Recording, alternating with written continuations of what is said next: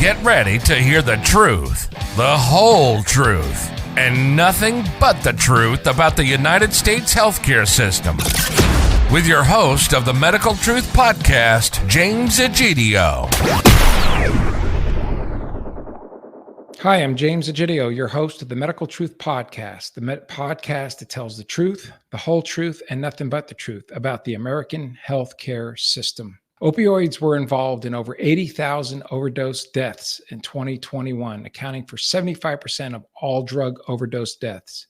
In 2023, with wide open southern borders with Mexico and a tidal wave of the lethal narcotic fentanyl coming into the United States, there have been well over 150,000 drug overdose deaths. That's staggering in the past 2 years only. The number of deaths from CBD and THC is zero. Since 2014, my guest has launched several CBD companies and brands and has multiple certifications in the CBD and cannabis industry, where he has educated and trained physicians and healthcare providers alike in the United States, Brazil, Costa Rica, and the United Kingdom. He is considered a health pastor. His ministry is Light Dove Ministries, which can be found at www.lightdoveministries.com. It is an honor and a blessing to have on the Medical Truth Podcast my guest, Andrew Serafini. Andrew, how are you doing today? James, I'm doing well. Great to see you this afternoon. Thank you. Welcome to the Medical Truth Podcast. And for the listeners and viewers of the Medical Truth Podcast, introduce yourself as to who you are and what you do. Excellent. Well, James, thank you for the opportunity. My name is Pastor Andrew Serafini. I'm actually a natural health practitioner and a pastor, right? And really focusing on health and bringing health into the church. I think we've missed the boat in a lot of ways in teaching our congregation how to eat right, how to really take care of the temple of the Holy Spirit. And really this COVID era that we're in has really, intensified the need for that, right? Is in sort of traversing this landscape that we're all having to navigate through, right? The toxins and the things we're being exposed to in the food, and just really giving an understanding of awareness, right? And it says in the word that my people are destroyed for lack of knowledge. So we're bringing that knowledge and the ability to really take care of this temple that the Lord said he bought at a price. Right. So we've done everything we can to really focus on. I'm a former paramedic firefighter from, the Air Force, and being a veteran and having an understanding of how the medical system works. We really found severe limitations in allopathic medicine. So taking very targeted education, like in cannabinoid medicine and pro-oxidative therapies and different things that really work to bring harmony or bring balance back to the body. That's sort of where we lived. And unfortunately, James, we had to get sick to get there, right? My wife was very ill. We paid some pretty heavy prices to learn how to really heal the body. And unfortunately, allopathic or Western medicine is very limited in the treatment of chronic illness. Yeah. And you tout yourself as a health pastor. And I know a lot of people, they hear health pastor and they're trying to think, okay, well, where does that fit into, my faith and so maybe explain a little bit and clarify that a little bit as far as what you do as a health pastor and what you treat people with. Absolutely. Well, we're mind, body, and spirit, right? And so everything works together in symbiotic fashion. So if we're sick and riddled with physical illness, how effective are we going to be in being of service, right? And so as we really started to understand, some of the, we put on the full armor of God daily, the first thing that goes on is the belt of truth. And the belt of truth leads us into the areas of truth, and really being able to understand how the body works with the spirit, right? And so if we're, if we don't have the ability to be healthy and we're sick at home or riddled with anxiety and mental illness, and all of that works together. So it's really about healing the soul, and then the physical aspects of that to be sustainably healthy moving forward. Take some strategy and take some understanding of how nutrition works, how lifestyle factors work, and then also have an understanding of the propaganda and weaponization of health that we're seeing today. So it's really become an important effort to not only educate people, but to come alongside them, right? People are full of fear. They're full of anxiety, and the world that we're living in right now is so uncertain. The hospitals used to come from the church. right? And so the church has really stepped away from that in many ways. And it's finally starting to come back to, hey, we've got to really take care of, disease doesn't discriminate, right? It runs through our congregations, it runs through our churches. How effective are we going to be as God's army if we're full of disease and full of sickness? Right. You treat, from what I understand, with CBD, right? Correct? And Yeah. THC. Let's talk a little bit about that. So how does that work for the Yeah, listeners and viewers? my wife and I, for basically the last 10 years, have really been saturated in the cannabinoid industry. My girlfriend, who's now my wife, worked for the first CBD company in the United States. And so we really got to see the legal and political framework of the evolution of cannabinoids. And what was so fascinating was watching intractable seizures being healed, aggressive conditions that Western medicine doesn't have an answer for, like Parkinson's and different neurological conditions. All kinds of different, health issues were being healed using cannabinoids. And so we really started to understand the science and the clinical applications of using CBD for the treatment of chronic and even acute illness like high blood pressure. And we know now that CBD treats more than 50 health conditions. And when combined with certain what we call adaptogens, or like things like turmeric and goji berry and L-theanine, different adaptogens have a very powerful synergy with cannabinoids. So if we can really learn how to modulate what the largest receptor system in our body is called the endocannabinoid system, right? We're actually designed to have a profound interaction with cannabinoids. And so that's what we're doing, is teaching people how these things work, how they interact with the body to provoke a specific health response. And at the end of the day, it's really finding that place of divine equilibrium or balance. And that's when our bodies are on their most optimal state. Right. And a lot of people, I guess there's a stigma attached to cannabinoids, which is, I believe, what, THC, correct? Yeah, there's about 115 or more cannabinoids. They're finding more each and every day. And you're right, there is a tremendous stigma attached to, a lot of conditioning since the 1920s and 30s, around how cannabinoids have been illegal or now put on the Controlled Substances Act. And so as you really look into the history of how that started, the same propaganda that we're seeing around this whole COVID nonsense was a lot of what we saw in the 1920s and 30s, driven by John D. Rockefeller, who birthed Big Pharma. So if we start to go back to the history of how we got here, understanding that Rockefeller was a business play, right? If they can't patent or control the medicines, you can't control it, right? So it's ultimately, cannabinoids are a natural modality that couldn't be patented and controlled. So they pushed a lot of the natural health, colleges and practitioners out during that time, and introduced the Marijuana Tax Act, and really made this a political game. And you had the William Hertz family, who was also heavily invested in timber pulp, and hemp would have destroyed their business. So as you start to really look back at the history of how we got here, we have nearly 40 states now that have medical cannabis, programs. And in those states, we're seeing a massive reduction in opioid overdoses, almost upwards of 30 or 40%. So the cat's out of the bag, so to speak. And so it's become our job to really show how we got here, the propaganda, but also how to introduce these products to the marketplace so they're safe, they're high quality, and they're going to do what we essentially design them to do, because they're made in a high quality ISO certified laboratory, and we focus very strongly on standardization and quality of products. Yeah. And just to distinguish the difference between, for the listener and the viewers of the Medical Truth podcast, the difference between CBD and THC. What's the difference and on the body? Yes, CBD has been deemed safe and non-addictive by the World Anti-Doping Agency, by the World Health Organization. It's about 40% constituent of the hemp plant, so it has a high amount of CBD in the hemp plant. But CBD is what they call promiscuous compound that comes from the hemp plant that has an interaction with the receptors in our body inside this endocannabinoid system. THC is responsible for the psychoactive or euphoric effect someone would feel. If anybody's ever smoked a joint or have taken a pot brownie or something of that nature, the THC aspect of that is what's causing the euphoria or the psychoactive component.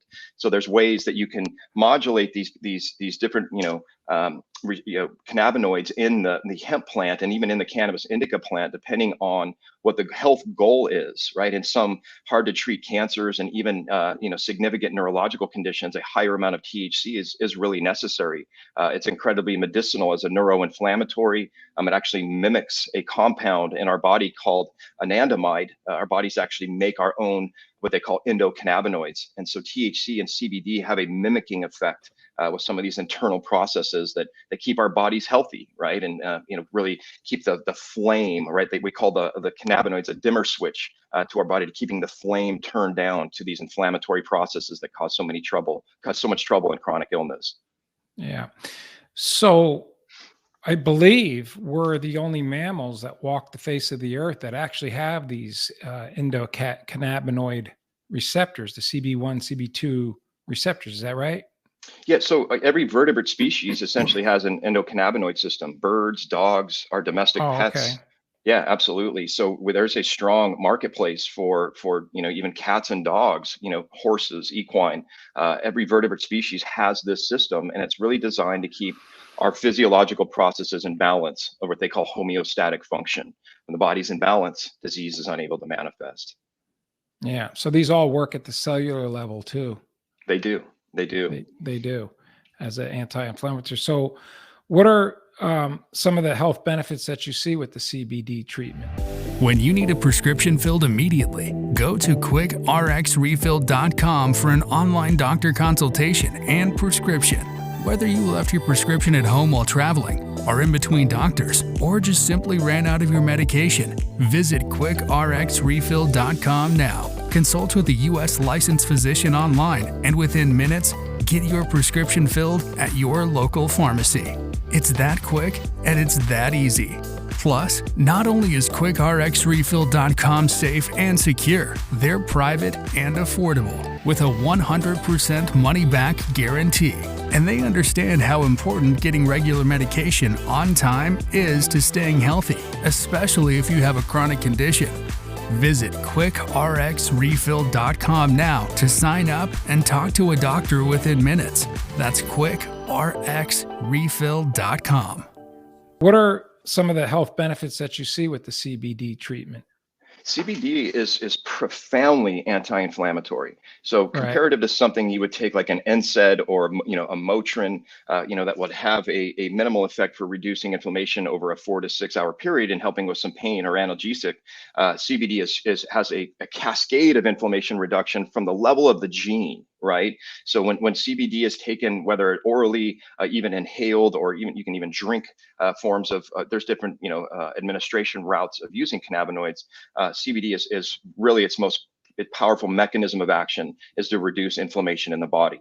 And ultimately, that's what we know is the silent killer today. We're incredibly inflamed from pharmaceutical medications, from pollutants that are in the air. Obviously, the foods are being adulterated. And so as the body becomes inflamed, there's a process called the cytokine storm, right? That eventually causes some serious trouble. And CBD really helps to modulate that process from happening, while really focusing on keeping the body in a balanced, kind of harmonistic state.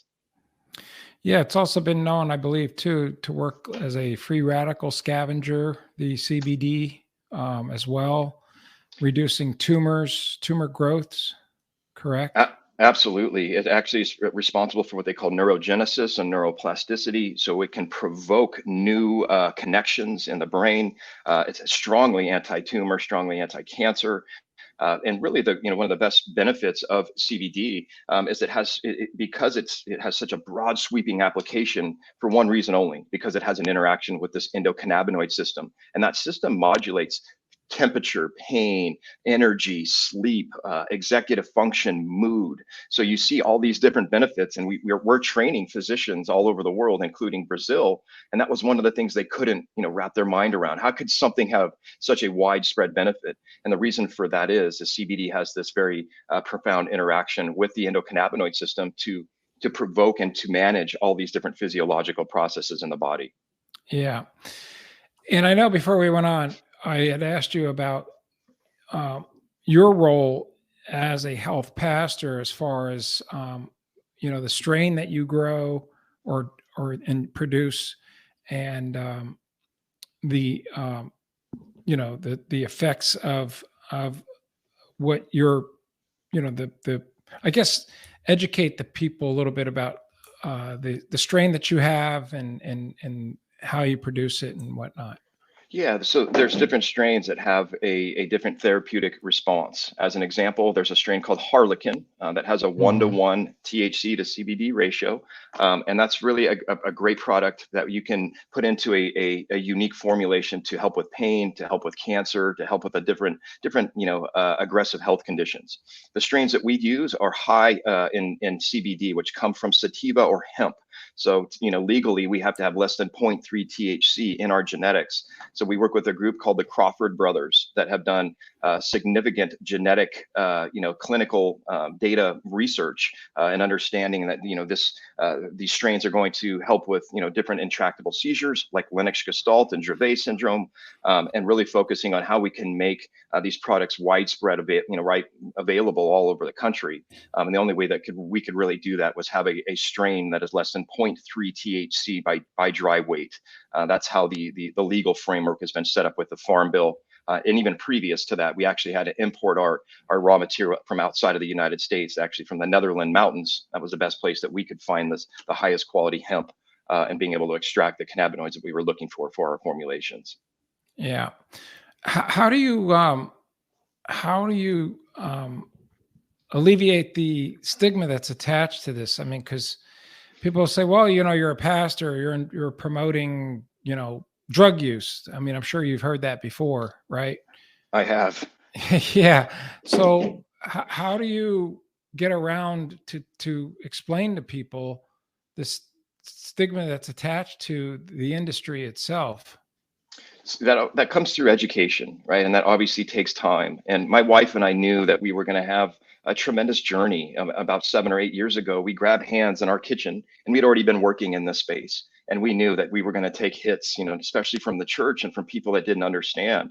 But we were seeing such profound healing across so many different disparaging diseases. Wasn't a matter of are we going to do this? Is how do we not do this? Right. So we grabbed hands and we made a commitment to advance this education. And as a pastor, my pursuit is truth. Right. Jesus is the way, the truth, and the life. And as I ended up in hemp, I'm like, Lord, I'm from the furthest thing from where I thought I would be in pastoring men and leading men. And I felt the Holy Spirit so clearly speak to me. He said, when I was the Son of Man, I had compassion on the people and I healed the sick.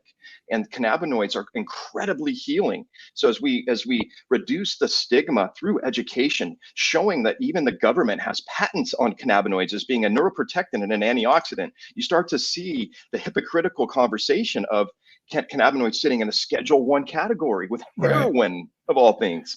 And what that means, James, is Schedule 1 means it has no medicinal value and has a high propensity for addiction. It's the furthest thing from the truth. In fact, the third most written formulary up in the U.S. Pharmacopoeia up until the 1930s were cannabis products. So as you start to really look into the history, even biblically, it's mentioned in the Bible, you start to understand that there's been propaganda driven around this because of the treasure trove of medicine that comes from it. And so we've been able to really push back on the stigma because of not only the pursuit of truth, but being able to expose these things. As it says, my people are destroyed for lack of knowledge. We've built an entire medical system, James, on pharmacopoeia, which the core of that word means witchcraft. Synthetic medicines will never treat root cause illness. Never. They'll only mask symptoms, where cannabinoids get to the root cause of what's driving, an ailment or disease. And we can help, resolve and bring balance back to the body. But, it's all about intention, right? I'm not suggesting that your listeners go home and get a bong and sit around all day. What I'm suggesting is to research and dig into things. Don't take things at face value and start to understand that there's an agenda on the other side. Because Big Pharma doesn't want to see you healthy and healed. That means you're not a repeat customer. Right. Yeah. And it's interesting because it seems to me too, over the years, that the stigma that's been attached to, medical cannabis and CBC, all came down to money, because for many years, you're starting to see in a lot of states, the legalization, but for many years there was the recreational use, and then all of a sudden now it's the states are controlling the the cards that get issued through the medical channels, right? Mm-hmm. For medical marijuana, used to go to a dispensary to buy their medication. And it just seems like, all of a sudden now it's okay because now the government has their control on it. The state and local and federal government has their control on it in their way. And like you said, it's not like you have to just run home and start, smoking, sitting on the couch and smoking from a bong. But, it just seems like it's when it suits the government, then it's okay. But as long as, the control of your body in terms of whether you want a vaccine or don't want a vaccine, or you want to wear a mask, you don't want to wear a mask, all these things is when the government dictates it, it's okay. Right. Mm-hmm. But when you have to choose your God-given and exercise your God-given rights, it's not okay. And That's right. seems to be the way things are going, the direction we're going, and especially in the medical industry. Yes. What's really always been foundationalized on the love of money, is the root of all evil. And we Right. know that. So, understanding even cannabinoids as we, what I call the COVID era, cannabinoids are actually very effective in blocking what's called the ACE2 pathway. And that's a lot where the spike protein and some of the stuff makes entry into the body. So as we learn, start to understand the medical applications of using cannabinoids, even on our skin, we know what, transference or shedding is happening through skin contact and through saliva. So there's different topical applications that you can protect the skin, protect your neck. If people are around vaccinated people, now you have a level of protection in combination with some other therapeutics to really keep people healthy. We haven't had a sniffle in 4 years, and I've worked with thousands and thousands of people, helping them stay out of the hospital. So it really becomes, how do we use these arrows in our quiver to keep the body healthy, but also to continue to advance education and knock down that stigma, understanding that there's not only a treasure trove of medicine and cannabinoids, but understanding how can we use them effectively to help heal our families and help heal our communities. Yeah. Yeah. Another big point too, James, is hemp is hugely absorbent. So we're seeing incredible amounts of toxins in the waterways, obviously throughout the earth. We can use hemp in a very useful way and a practical way to help pull toxins out of waterways. It's what they use for oil spills, right? So there's a lot of different applications as we look at bringing hemp and cannabinoids back on a federal level. They should have been moved out of the schedule years and years ago. But again, coming back to the political agenda of how we got here, if you just do a little bit of a history research, you'll see how it's very, very clearly seen. The path illuminates very easy. Yeah. That was going to be my next question, is where do you see this all going on a statewide and a nationwide level?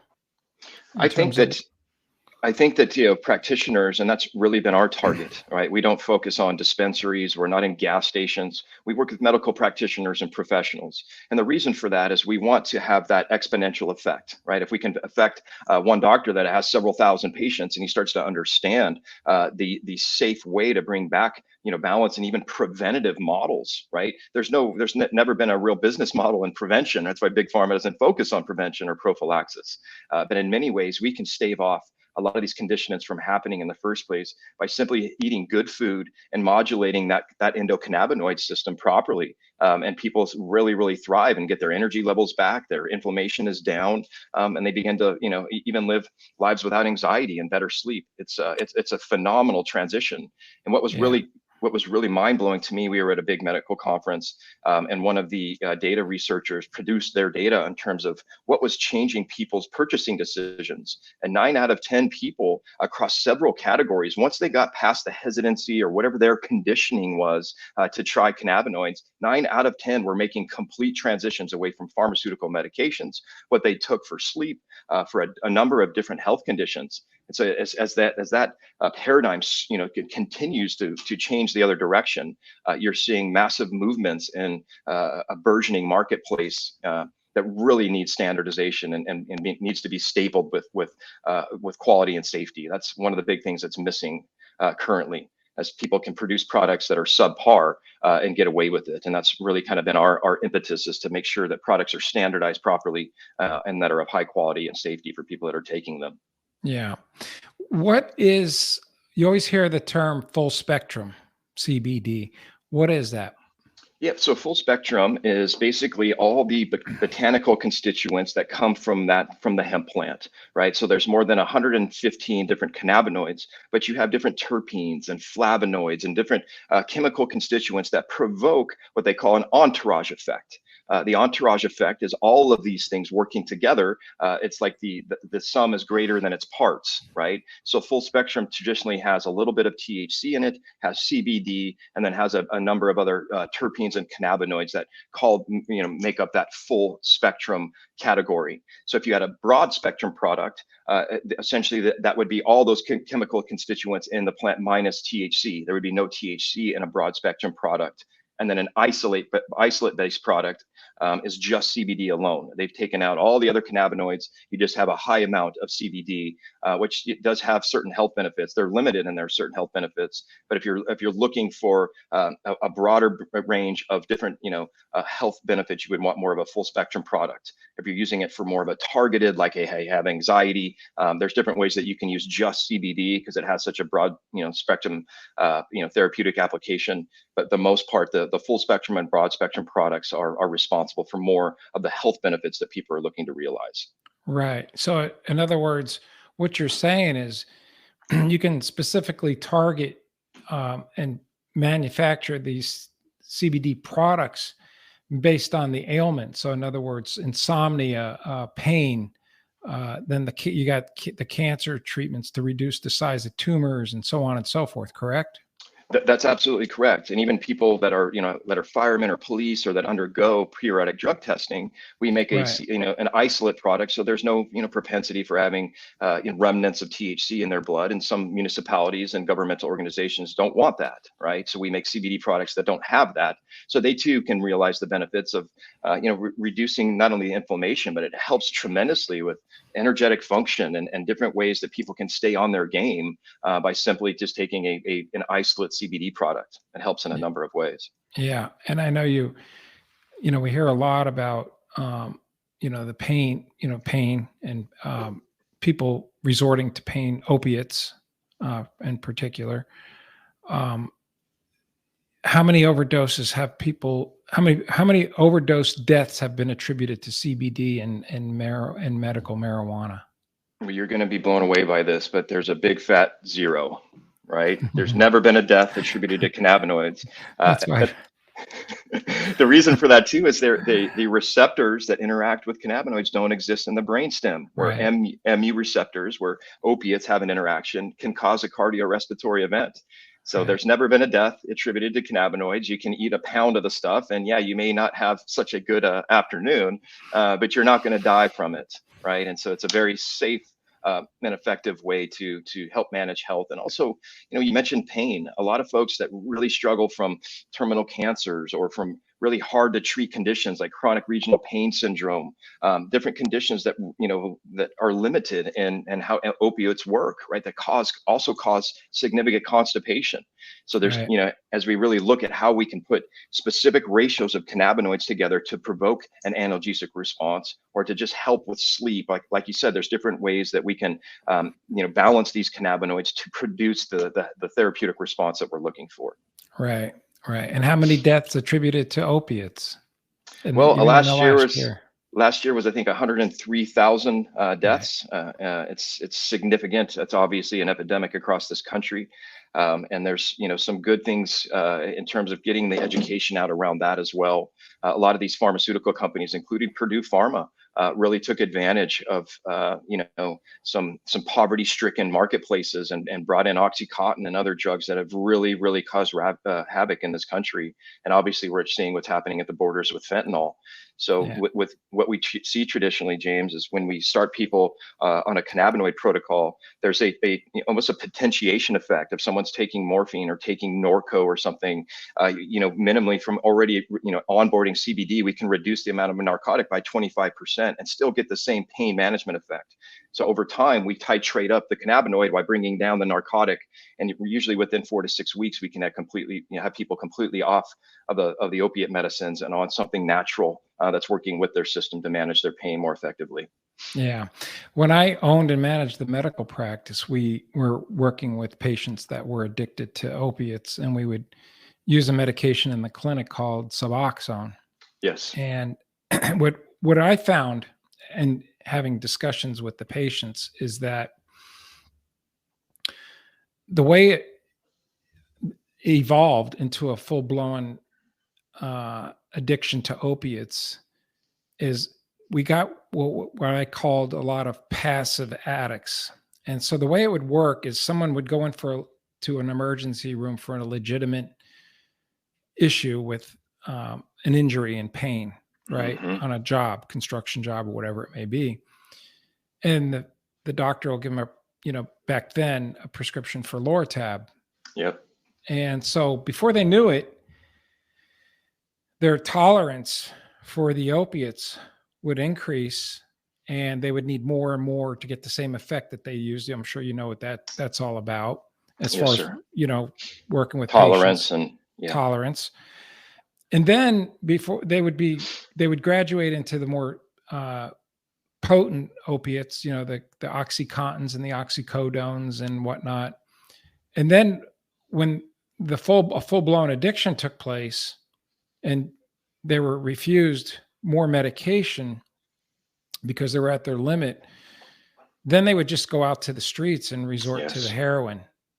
And, a lot of people have this, they have this, they think that people who use heroin are out in the streets and they're shooting up with needles, but that's a lot of times that's the furthest thing from the truth.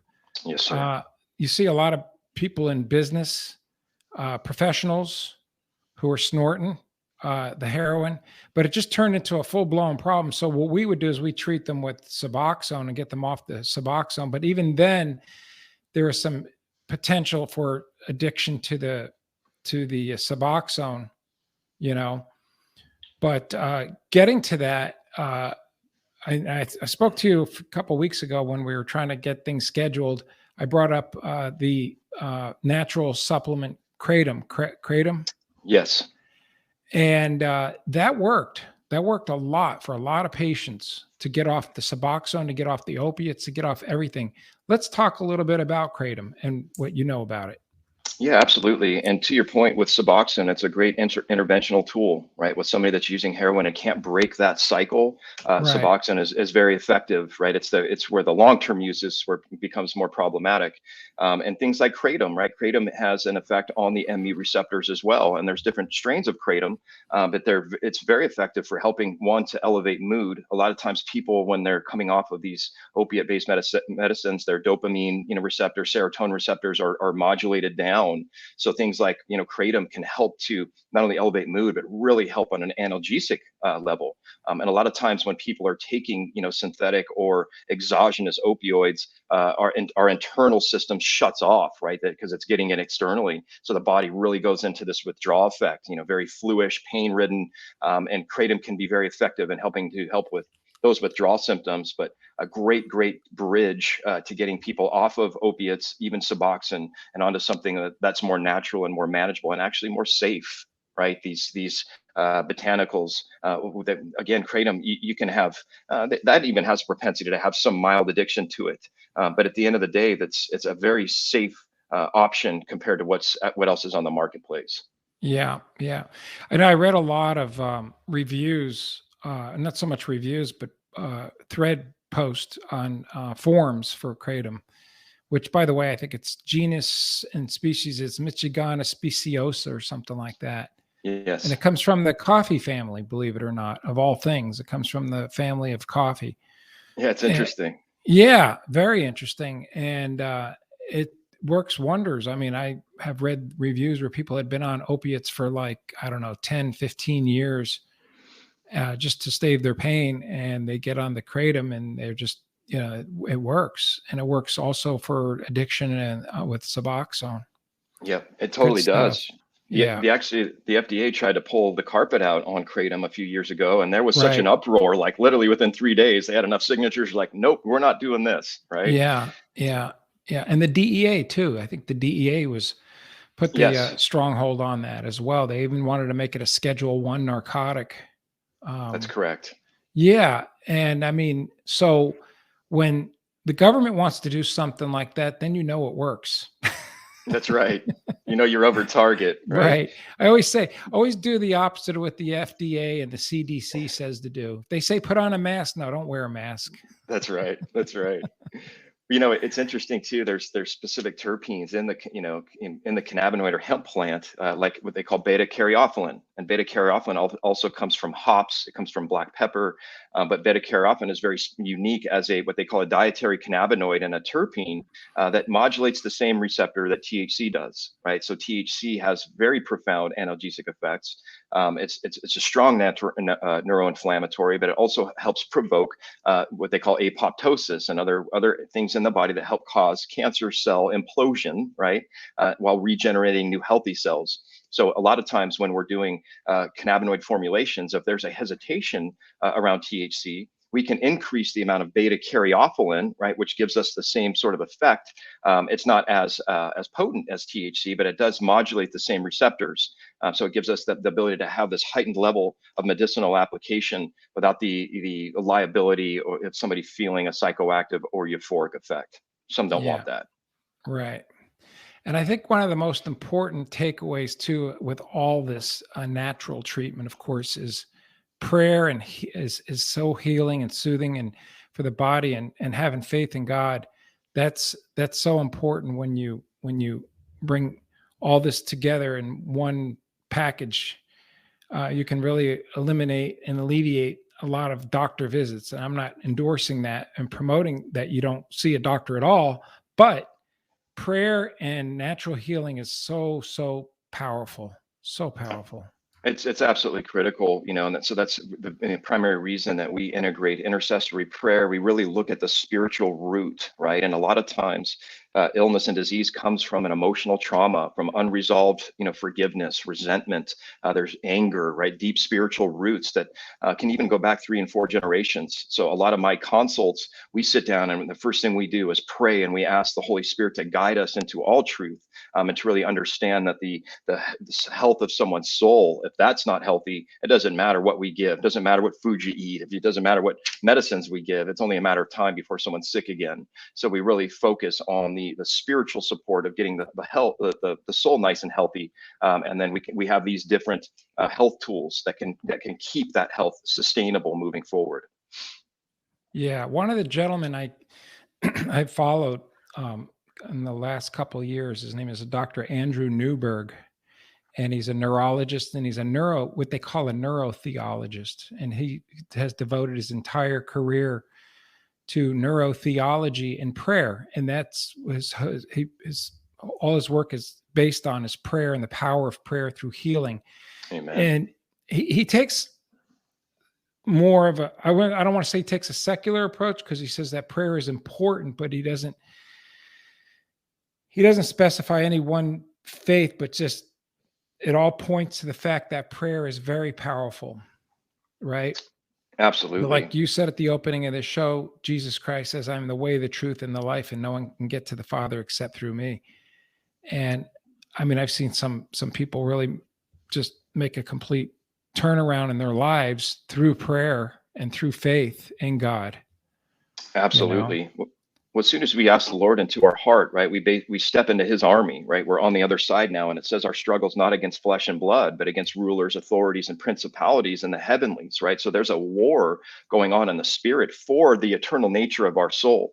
So as we understand that, and we can start to really keep the word of truth in front of us, do certain, I pray this full, armor of God every day before I even leave the house, really starting to understand the spiritual war that we're in, really brings a higher level of healing and health, which causes us to be more effective, to be more of service to our communities. And that impacts families at a very, like a ripple effect, right? If someone in the family's sick and they become healthy, it affects everybody and lifts the entire family.